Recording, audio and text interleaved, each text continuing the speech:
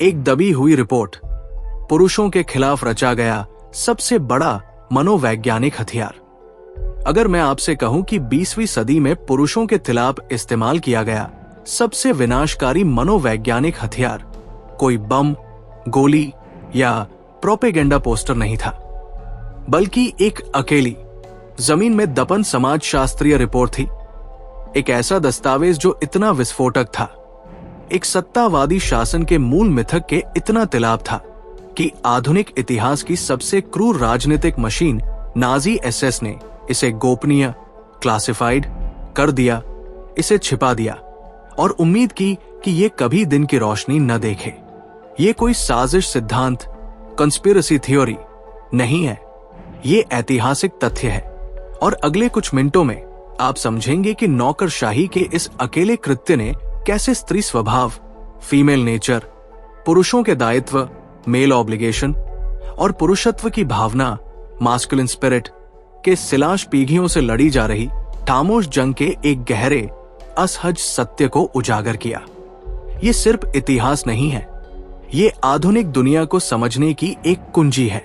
ये इस बात का एक केस स्टडी है कि आज इतने सारे पुरुष विश्वासघात की गहरी भावना क्यों महसूस करते हैं, और ये एक रोड मैप है कि आप उस शक्ति को वापस कैसे पा सकते हैं जिसे आपसे व्यवस्थित तरीके से इंजीनियर करके छीन लिया गया था।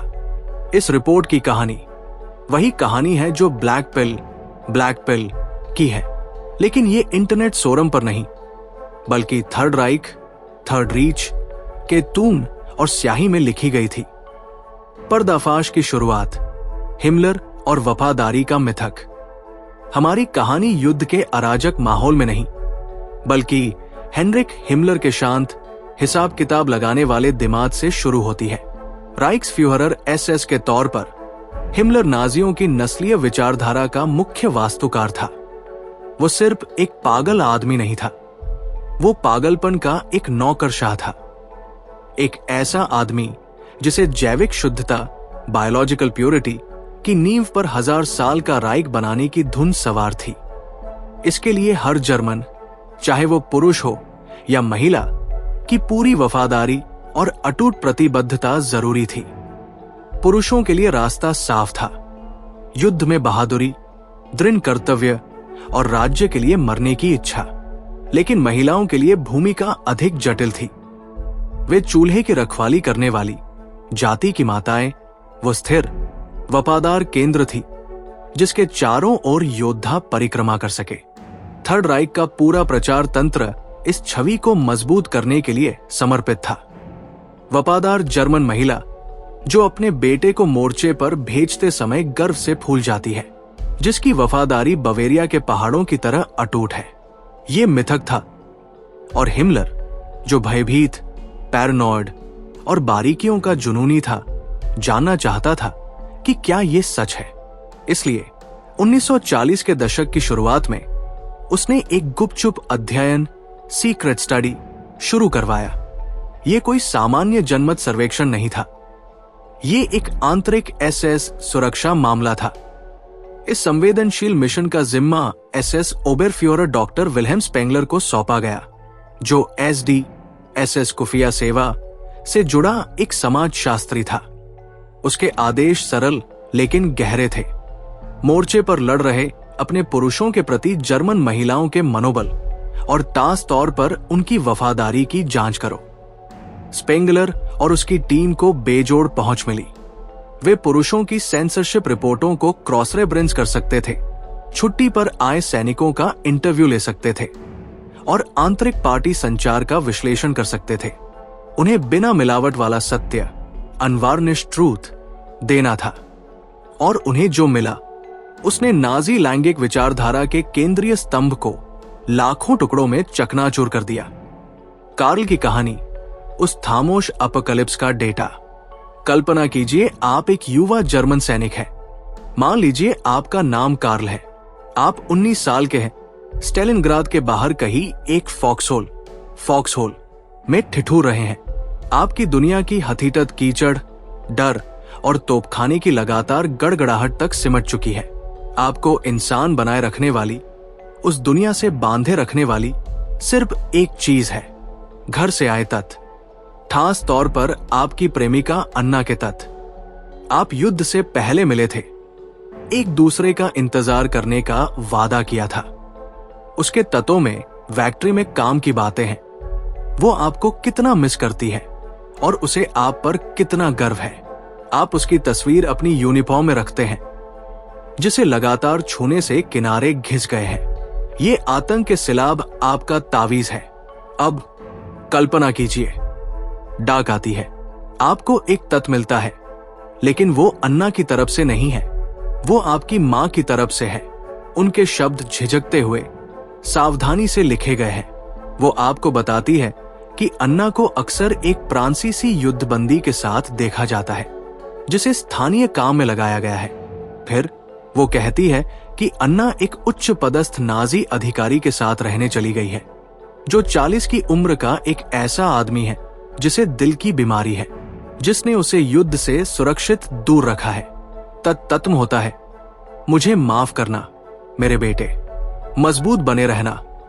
उस पल में वो फॉक्सहोल सिर्फ ठंडा नहीं लगता, वो एक कब्र जैसा महसूस होता है। आपके जीने का, लड़ने का कारण हवा हो जाता है। आप किसके लिए मर रहे हैं? न पितृभूमि के लिए, एक अमूर्त अवधारणा जो अब एक क्रूर मजाक लगती है। आप एक ऐसे शासन के लिए मर रहे हैं जिसने आपकी जवानी, आपकी आजादी और अब आपके जीने का कारण छीन लिया है। और स्पेंगलर रिपोर्ट के अनुसार ये कोई अकेली त्रासदी नहीं थी, ये एक महामारी थी। प्रारंभिक निष्कर्ष इतने चौंकाने वाले थे कि स्पेंगलर की टीम ने अपनी जांच को और गहरा कर दिया। उन्होंने पाया कि सैनिकों की पत्नियों और प्रेमिकाओं के बीच बेवफाई सिर्फ आम नहीं थी, ये व्यापक थी। और उन्होंने जो डेटा संकलित किया वो ठंडा था। बर्लिन, हैम्बर्ग और कोलोन जैसे प्रमुख शहरों में अनुमान बताते हैं कि मोर्चे पर तैनात पुरुषों की आधी से ज्यादा महिलाएं विवाहेतर संबंधों, एक्स्ट्रामैरिटल अफेयर्स में शामिल थी। लेकिन असली झटका, वो विवरण जिसने एसएस विश्लेषकों की रीढ़ में सिहरन पैदा कर दी, वो था विश्वासघात का तरीका, पैटर्न। ये यादृच्छिक, रैंडम नहीं था। रिपोर्ट में सावधानी से दस्तावेज किया गया कि महिलाएं उन पुरुषों के साथ बेवफाई कर रही थी जो दो चीजों में से एक का प्रतिनिधित्व करते थे: बढ़ी हुई हैसियत, हाइटन स्टेटस, या तत्काल सुरक्षा, इमीडिएट सिक्योरिटी। वे अपने फ्रंटलाइन सैनिकों को उच्च रैंकिंग पार्टी पदाधिकारियों, उद्योगपतियों और फैक्ट्री प्रबंधकों यानी शक्ति और विशेषाधिकार वाले पुरुषों के लिए छोड़ रही थी, या वे विदेशी मजदूरों और युद्ध बंदियों के साथ संबंध बना रही थी। लेकिन किसी महान रोमांटिक जुनून से नहीं, बल्कि एक लेन देन वाले आदान प्रदान, ट्रांजैक्शनल एक्सचेंज के रूप में। एक फ्रांसीसी युद्धबंदी कॉफी, चॉकलेट या अन्य दुर्लभ विलासिता की वस्तुएं प्रदान कर सकता था। वो अभाव के समय में एक संसाधन का प्रतिनिधित्व करता था। रिपोर्ट ने ठंडे लहजे में निष्कर्ष निकाला, महिलाओं की वफादारी न तो पुरुष के प्रति थी और न ही राष्ट्र के प्रति, बल्कि जीवित रहने और फायदा उठाने की एक आदिम गणना, primal calculus of survival and advantage के प्रति थी। उस मकबरे जैसी घटना पर गौर करें। जर्मनी में तलाक दरे युद्ध के दौरान तेजी से बढ़ी और इसकी शुरुआत मुख्य रूप से उन महिलाओं ने की जिनके पति मोर्चे पर थे। वे उन पुरुषों से कानूनी तौर पर नाता तोड़ रही थी जिन्हें वे हारने वाला, बोझ या बस एक ऐसा भूत मानती थी जिसे अभी तक मरने की तमीज नहीं आई थी। स्पेंगलर रिपोर्ट एक बम थी। इसने महिला वफादारी की आदर्श अवधारणा को, जिस पर वेहरमाख्ट के मनोबल को टिका होना चाहिए था, एक कल्पना होने का प्रमाण दे दिया। इसके परिणाम शासन के लिए विनाशकारी थे। अगर यह जानकारी लीक हो जाती तो ये जर्मन सेना की लड़ने की भावना को खत्म कर देती। कौन सा सैनिक उस मातृभूमि के लिए अपनी जान दांव पर लगाएगा जिसने उसे धोखा दिया है? रिपोर्ट ने साबित कर दिया कि नाजी राज्य अपनी ताकत और वफादारी के तमाम दावों के बावजूद अपने पुरुषों के साथ किया गया अपना सबसे बुनियादी मनोवैज्ञानिक अनुबंध निभाने में विफल रहा था। उसने सब कुछ मांगा था और बदले में वो उनकी पत्नियों की वफादारी की भी गारंटी नहीं दे सका। हिमलर अंतिम मसौदा पढ़ने के बाद कथित तौर पर तुस्से से पागल हो गया था, लेकिन उसका चुस्सा महिलाओं पर नहीं था, उसका तुस्सा रिपोर्ट पर था। सत्य एक असुविधा थी। समाधान ये नहीं था कि समस्या को ठीक किया जाए, बल्कि सबूत को दफन कर दिया जाए। स्पेंगलर रिपोर्ट को गोहेम राइख साखे, जेहाइम रीत्सेक गुप्त राइख मामला के रूप में वर्गीकृत किया गया। केवल उच्चतम अधिकारियों की आंखों के लिए मुहर बंद किया गया और SS अभिलेखागार आर्काइव्स के सबसे गहरे तहखानों में बंद कर दिया गया। ये एक ऐसे सत्य को मिटाने का प्रयास था जिसे स्वीकार करना बहुत खतरनाक था, और ये दफनाने का कृत्य युद्ध की सबसे महत्वपूर्ण फिर भी सबसे अनदेखी घटनाओं में से एक है। ये वो क्षण है जहां विचारधारा वास्तविकता से टकराई और वास्तविकता को अस्तित्व के लिए बहुत खतरनाक माना गया। आधुनिक पुरुष पर इसका असर, वो तब्र जिसका जहर पीढ़ी दर पीढ़ी उतरा। लेकिन ये आपके लिए क्यों मायने रखता है जो आज यहां बैठे हैं? क्योंकि स्पेंगलर रिपोर्ट को दफन करना ही अंतिम ऐतिहासिक ब्लैक पिल है। ये एक ऐसा केस स्टडी है जो एक सार्वभौमिक सिद्धांत को प्रदर्शित करता है, एक ऐसा सिद्धांत जो नाजीवाद की विशिष्ट भयावताओं से परे है। सत्ता में बैठे लोग हमेशा कहानी को नियंत्रित करना चाहेंगे, और अक्सर किसी भी सत्ता संरचना के लिए सबसे खतरनाक सत्य पुरुषों के प्रति महिलाओं की वफादारी की प्रकृति के बारे में सत्य होता है। नाजी राज्य अपनी तमाम बुराइयों के लिए पुरुषों के बलिदान की मांगों में एक स्त्री केंद्रित जायोसेंट्रिक राज्य था। इसने मांग की कि पुरुष उपभोज्य डिस्पोजेबल हो, कि वे अपनी जान राज्य के विस्तार के लिए मुद्रा के रूप में पेश करें, इस वादे के साथ कि उनकी महिलाओं और बच्चों को सुरक्षित रखा जाएगा और वे वफादार बनी रहेंगी। स्पेंगलर रिपोर्ट ने साबित कर दिया कि यह वादा एक झूठ था। यह पैटर्न 1945 में खत्म नहीं हुआ, यह बस विकसित हो गया। आधुनिक दुनिया पुरुषों के साथ यही निहित अनुबंध करती है। एक आत्मा को कुचलने वाली नौकरी में खुद को जल्दी तब्र तक झोंक दो, कर्ज ले लो, सारे जोखिम उठाओ, एक प्रदाता प्रोवाइडर बनो। वादा किया गया इनाम, स्थिरता, सम्मान और तुम्हारे साथ एक वफादार महिला। लेकिन ठीक 1943 की तरह वो वफादारी सशर्त है। ये आपके प्रदर्शन, आपकी हैसियत, सुरक्षा और फायदे की भावना लगातार प्रदान करने की आपकी क्षमता पर सशर्त है। जब आप विफल होते हैं, जब आप कमजोरी दिखाते हैं, जब बाजार क्रैश होता है और आपकी नौकरी चली जाती है, विश्वासघात का तंत्र भयानक रूप से समान होता है। डियर जॉन तद की जगह तलाक के कागजात ले लेते हैं, लेकिन अंतर्निहित सिद्धांत वही है। स्पेंगलर रिपोर्ट सिर्फ एक ऐतिहासिक दस्तावेज नहीं है, ये एक आईना है।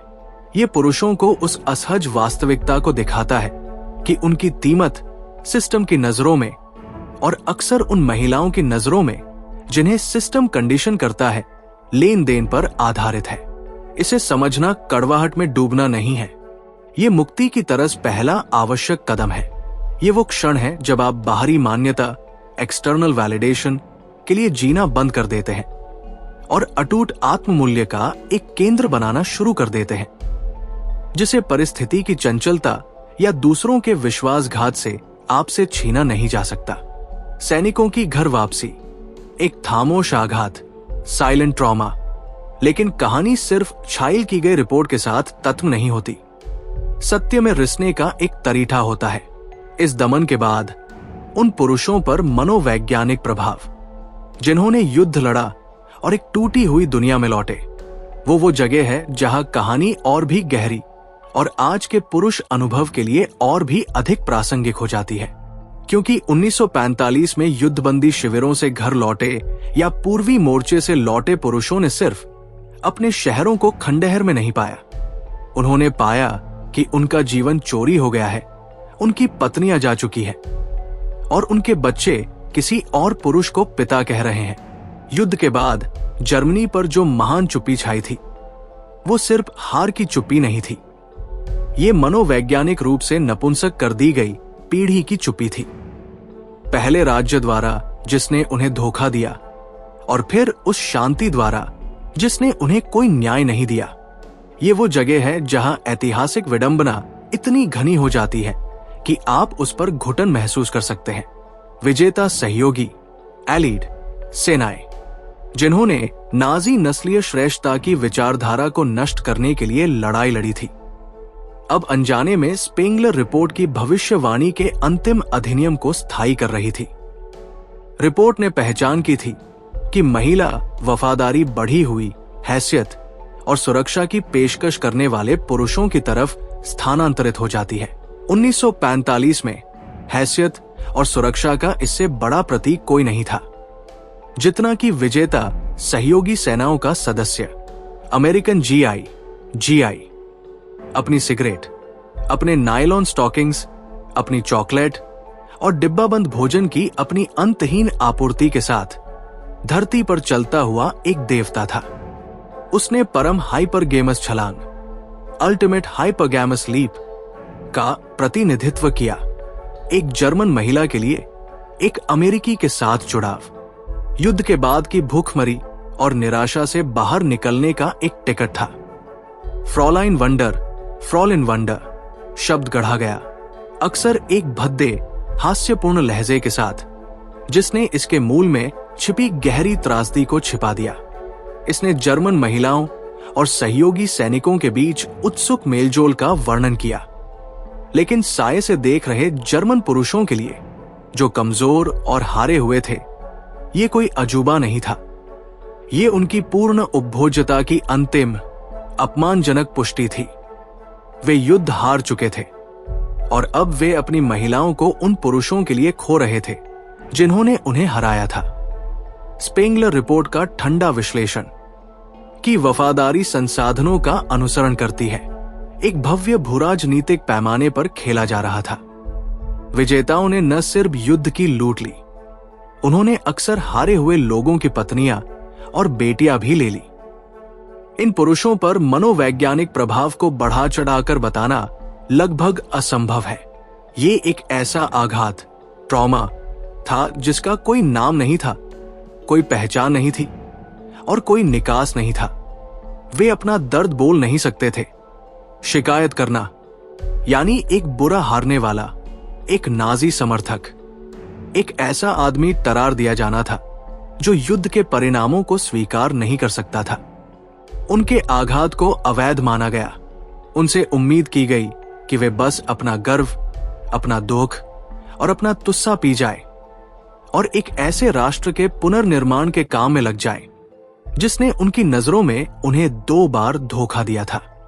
पहला, उन्हें एक व्यर्थ युद्ध में भेजकर, दूसरा, उनकी वापसी पर उन्हें निकालकर। इसने शांत, खोखले पुरुषों की एक पीढ़ी को जन्म दिया। वे जर्मन विर्टशाफ्ट्सवंडर आर्थिक चमत्कार के दृढ़, भावनात्मक रूप से दूर रहने वाले पिता और दादा बने। उन्होंने अपने सभी अनकहे दर्द को अपने काम में उड़ेल दिया, नए जर्मनी की फैक्ट्रियां और ऑफिस बनाए, जबकि उनकी भीतरी दुनिया एक जमा हुआ स्टेलिनग्राद बनी रही। पुरुष की आत्मा युद्ध के मैदान में नहीं टूटी थी। इसे युद्ध के बाद के घरों की शांत कपट में व्यवस्थित तरीके से अलग कर दिया गया था। ये ठामोश आघात थायब नहीं हुआ, ये विरासत में मिला। इन पुरुषों के बेटे ऐसे पिता के साथ बड़े हुए जो अपने ही घर में एक भूत थे, शारीरिक रूप से मौजूद लेकिन भावनात्मक रूप से चैरहाजिर, जो स्नेह दिखाने में असमर्थ, जल्दी क्रोधित होने वाले और ये बताने में पूरी तरह असमर्थ कि क्यों। इन बेटों ने अपने पिता से ये नहीं सीखा कि पुरुष कैसे बने, क्योंकि उनके पिताओं को एक ऐसे आघात ने मनोवैज्ञानिक रूप से नपुंसक बना दिया था जिसका वे नाम भी नहीं ले सकते थे। उन्होंने शर्म, चुप्पी और महिलाओं तथा उन संस्थानों पर एक गहरे अनकहे संदेह की विरासत को विरासत में पाया जो उनकी रक्षा करते थे। आज की आजादी, सत्य को जानकर जीतना। स्पेंगलर रिपोर्ट की कहानी इसलिए कोई पुरातन अवशेष नहीं है, ये आधुनिक पुरुष स्थिति को समझने के लिए मूल केस स्टडी है। थर्ड राइक की विशिष्ट विचारधारा एक चरम सीमा है, लेकिन अंतर्निहित गतिशीलता एक सार्वभौमिक स्थिरांक है। आज की दुनिया को देखिए, आधुनिक व्यवस्था पुरुषों के साथ वही निहित अनुबंध करती है जो नाजी राज्य ने किया था। हालांकि एक नरम, अधिक कपटी रूप में। आपसे खाई में मरने के लिए नहीं कहा जाता है, लेकिन आपसे कॉर्पोरेट सीढ़ी की वेदी पर अपने स्वास्थ्य, अपना समय, अपनी जवानी और अपनी भावना का बलिदान करने की उम्मीद की जाती है। आपसे एक प्रदाता, एक रक्षक, एक दृढ़ चट्टान बनने के लिए कहा जाता है। वादा किया गया इनाम एक परिवार, एक वफादार साथी, सम्मान का स्थान है। लेकिन सिस्टम ठीक नाजी राज्य की तरह एक झूठ पर बना है। ये मानव स्वभाव के बारे में उन गहरे, असहज सत्यों को स्वीकार करने से इनकार करता है जिन्हें स्पेंगलर रिपोर्ट ने उजागर किया था। ये बिना शर्त महिला वफादारी की एक कल्पना को बढ़ावा देता है, जबकि एक ऐसा कानूनी और सामाजिक ढांचा बनाता है जो विश्वासघात को न सिर्फ आसान बनाता है बल्कि अक्सर प्रोत्साहित करता है। जब एक पुरुष प्रदान करने में विफल होता है, जब उसकी नौकरी चली जाती है, जब वो मानसिक स्वास्थ्य संकट से गुजरता है, जब वो सिर्फ कमजोरी दिखाता है, उपभोज्यता के तंत्र उसी ठंडक वाली दक्षता के साथ काम करने लगते हैं जैसे 1944 की तलाक अदालत में होता था। डियर जॉन तब एक टेक्स्ट मैसेज है। नई हैसियत वाला सहायक अब अत्यधिक सफल सीईओ या दफ्तर में मिलने वाला आकर्षक नया आदमी है। सिद्धांत समान है। इसे समझना स्त्री द्वेष, मिसोजिनी में उतरना नहीं है। ये वास्तविक पौरुष सशक्तिकरण की तरत पहला और सबसे महत्वपूर्ण कदम है। ब्लैक पिल महिलाओं से नफरत करने के बारे में नहीं है। ये खेल को पहली बार उसके सभी क्रूर नियमों के साथ साफ साफ देखने के बारे में है। स्पेंगलर रिपोर्ट अंतिम ब्लैक पिल दस्तावेज है, क्योंकि ये ऐतिहासिक, अनुभवजन्य प्रमाण, एम्पिरिकल प्रूफ प्रदान करती है कि पुरुषों को बेचा गया रोमांटिक आदर्श एक खतरनाक कल्पना है। मुक्ति तब आती है जब आप उन नियमों से खेलना बंद कर देते हैं जो आपके हारने के लिए बनाए गए थे। जब आप इस तथ्य को आंतरिक कर लेते हैं कि आपकी कीमत एक ऐसी महिला या राज्य के लिए आपकी उपयोगिता पर निर्भर नहीं हो सकती है जो आपको उपभोज्य मानता है, आप आजाद हो जाते हैं। आपका मिशन बाहरी मान्यता की तलाश से हटकर अटूट आत्ममूल्य का एक आंतरिक थिला बनाने में बदल जाता है। आपका उद्देश्य अब दूसरों द्वारा लिखी गई कहानी में नायक बनना नहीं है, बल्कि अपनी खुद की कहानी का लेखक बनना है। रिपोर्ट को इसलिए दफन किया गया था ताकि पुरुष ये सबक कभी न सीख पाए। अब जब आप जानते हैं, चुप्पी आखिरकार टूट चुकी है।